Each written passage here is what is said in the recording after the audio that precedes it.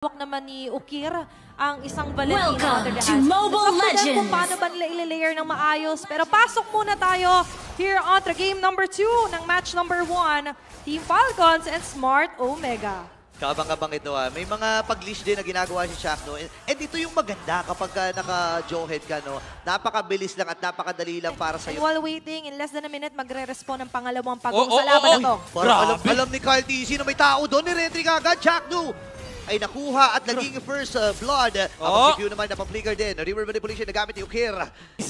Ang tindi naman ni Big J dito. Walang hilda rito. So, go time for Smart Omega. Alam niya ito! Oh my goodness!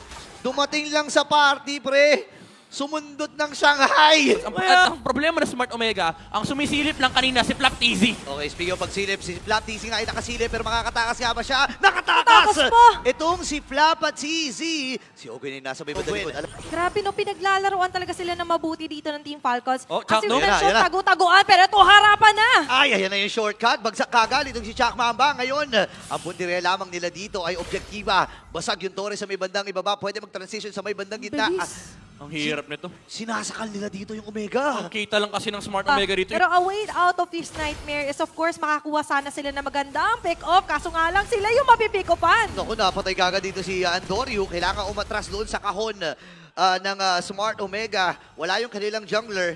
And talagang kinakapalan ng Smart Omega kung ano ba yung mga opportunity na pwede nilang kunin dito. Sobrang nahuhuli talaga dito ang sa Smart Omega. Pero si Moskov, si Jom! Sa baba, naging puntirya kaagad nila dito. Nakuha na rin yung Lord mula sa Team Falcons.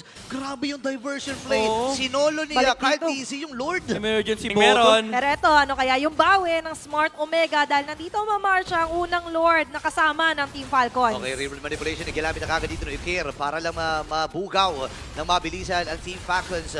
Mabilis na nilang tutunawin yung Luminous Lord sa may bandang itaas. Ngayon, magta-transition sila dito sa may middle. Ang laki na nilang kalamangan ng Team Falcons, Ito pa naman yung expertise nila. Slow game daw, pero hindi. Ayan na, river manipulation na gamit.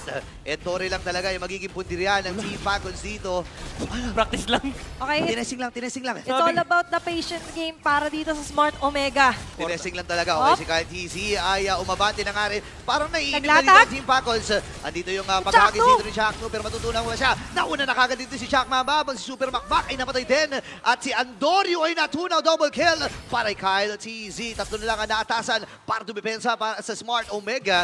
Sa matutulak ni Jom. Okay, nandito yung shortcut. Pero sinalubong ng Smart Omega sa may pagkalikuran. Tumalo na rin si Flapa TZ habang yun si Kyle. Sinolo lang yung Lord. Si Luis ang magiging target nila. At track and field ka. Wala, tumakbo ka pero mamamatay din siya. Andito yung Kunsi. Nagagamitan na rin. Hinahabol si Jack Mamba at si Ukir. Ang problema lamang, nandun din si Super Makmak. Makati na rin yung mga pana niya dito, At nandito na nga lang din ang ibang puwersa pa ng Falcons. Nagkiklear lang ng wave. Ayaw palabasin ng base ang Smart Omega. Na ngayon may kahaharapin pang panibagong pagsubok. May Lord na nag-respond sa mid lane. Sabi ni Ogwin, nagko-call na yan, guys, reset.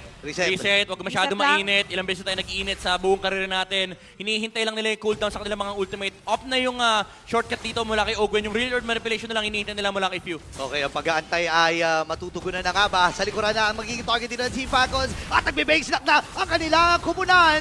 At sila magwawagi sa serye na ito. Team Falcons securing a 2-0 sweep laban sa Smart Omega. Wow, napakabilis ng laban na iyon. Nakita natin yung attempt ng Smart Omega pero laging nasa harapan ng mga mukha nila. Itong si Flap TZ.